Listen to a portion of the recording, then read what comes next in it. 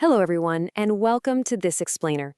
If you're tuning in, you've probably made the absolute best decision to embrace life as an expat right here in gorgeous Salinas, Ecuador. Whether you're fully retired and just soaking up that beach sun, or you're just starting to map out your journey on the coast, we get that the language barrier can sometimes feel a bit, well, intimidating. But hey, it really doesn't have to be. Today's explainer is custom built just for you. We are going to take our time and slowly, clearly walk through 10 essential Spanish verbs for your daily life. Think of these as your survival verbs. So settle in, get comfortable, and let's build up that vocabulary together. Here's our super simple roadmap for today. We'll start with your Spanish power tools, move right into action words ending in AR, then verbs ending in ER and IR. After that, we'll tackle wants, needs, and going places, and we'll wrap the whole shebang up with your daily expat routine. Don't worry, we're going to take this nice and slow, step by step together. Okay, let's dive right into this with Section 1, your Spanish power tools. Our source material brilliantly describes these high-frequency verbs as the power tools of the Spanish language that allow students to express basic needs. I absolutely love that framing. Listen, you do not need to memorize the entire dictionary to live a fabulous life in Salinas. You really just need the right tools in your toolbox to unlock everyday transactions, Things like ordering at a restaurant, talking to a taxi driver, or just chatting with your neighbors. These 10 words are literally the foundational toolkit you need. To make these verbs super easy to remember, we've organized them into 3 visual buckets based on how their spelling ends. It's kind of like a handy mental filing system for your brain. In Spanish, all unconjugated action words, what we call infinitives, end in either AR, ER, or IR. Grouping them exactly like this helps your brain spot the patterns instantly, which makes it so much easier to recall them when you're out and about in town. So let's open up that first bucket. Section 2, action words ending in AR. Our very first big word is trabajar, which means to work. I'm going to say that really slowly, and I actually want you to practice repeating it right out loud. Tra-ba-har.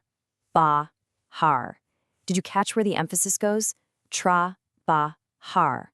Now, even if you are fully retired in Salinas and loving it, you might still do some volunteer work, or maybe you just like working out in your garden.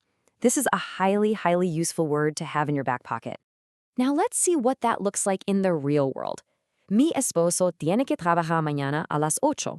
That translates directly to, my husband has to work tomorrow at 8. Seeing this word right inside a nice, large, clear sentence is exactly what helps cement it into your memory. Moving on, here is our next AR power tool, hablar, which means to speak. Let's sound it out together nice and slow. Hablar. Keep in mind, the H in Spanish is completely silent, so we just jump right in with the A sound. Hablar. This specific tool is absolutely vital for chatting with local vendors at the market or checking in with your neighbors around Salinas. And this brilliantly illustrates how it works. Ella puede hablar 3 idiomas, inglés, español y francés, meaning she can speak 3 languages, English, Spanish, and French. Just soak that in for a second. The more you hear it used in context like this, the more naturally it's going to come to you. Let's transition smoothly into our next 2 verb buckets in Section 3, verbs ending in ER and IR. Okay, this one might honestly be the most important word for enjoying your time on the coast. Comer means to eat. Let's patiently sound it out together. Comer. Comer. I really want you to tie this word to your own experiences of enjoying that amazing local Ecuadorian cuisine. Whether you're grabbing fresh ceviche or hitting up a local bakery, I promise you'll use comer all the time. Let's look at it in action. Me gusta comer pizza con mi familia los viernes. I like to eat pizza with my family on Fridays. Just imagine that for a second. A relaxed Friday night dinner out in town, sharing some food with your loved ones. Reading the sentence clearly and really picturing the scenario, that's exactly what brings the language to life. Now for an IR verb, vivir, which means to live. Let's slowly pronounce this one together. Vivir. Make sure you voice those V's gently. Vivir. And, this isn't just about being alive. It's about making a home in a specific place. It's about your residence, your community. This one is just hyper-relevant to so many of your lives. Yo quiero vivir en una casa cerca de la playa. I want to live in a house near the beach. I mean, come on, that right there is the pure joy of living in Salinas. You are quite literally living the dream, and now you know exactly how to say it in Spanish. Let's move to section 4 and see how this all builds together. Wants, needs, and going places. Remember, repetition is the absolute key to locking these words into your brain. We're introducing a brand new power tool here, querer, K-R-R-E, which means to want. Notice how wonderfully it pairs with vivir. Yo quiero vivir en este país, which means I want to live in this country. You simply take the phrase for I want and slap that action word right on the end. It's like putting together a really simple, satisfying puzzle. Next up is our word for needing something, necesitar. Necesitar. Ella necesita una computadora para trabajar.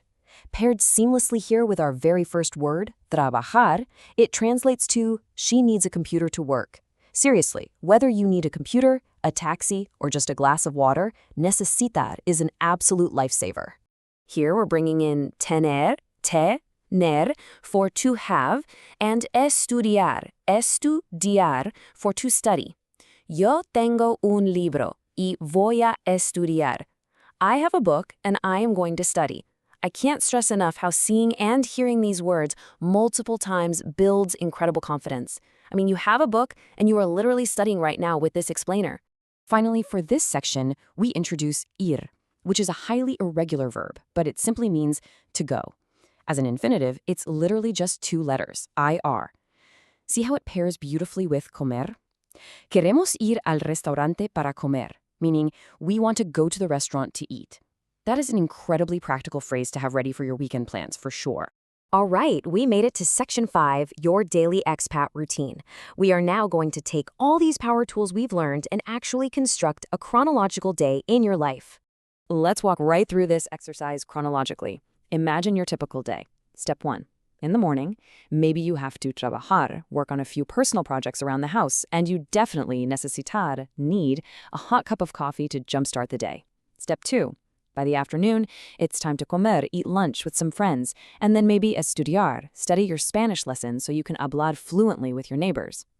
And then step 3, because you vivir, live near the center of town, you can ir, go everywhere on foot. Finally, at night, it is time to dormir. Dormir, that's a new one for us today. It means to sleep soundly at night. Just look at how much of your day you can now confidently describe using just these simple power tools. Which brings us to the end of our explainer. And to one final, very provocative question for you. ¿Qué quiere hacer usted hoy? What do you want to do today? You now have the power tools you need, the vocabulary right in your pocket, and the visual memory of this entire walkthrough to step out your door in Salinas and make it happen. Thank you so much for hanging out and learning with me today. Keep practicing, be confident, and enjoy absolutely every moment of your beautiful life in Ecuador.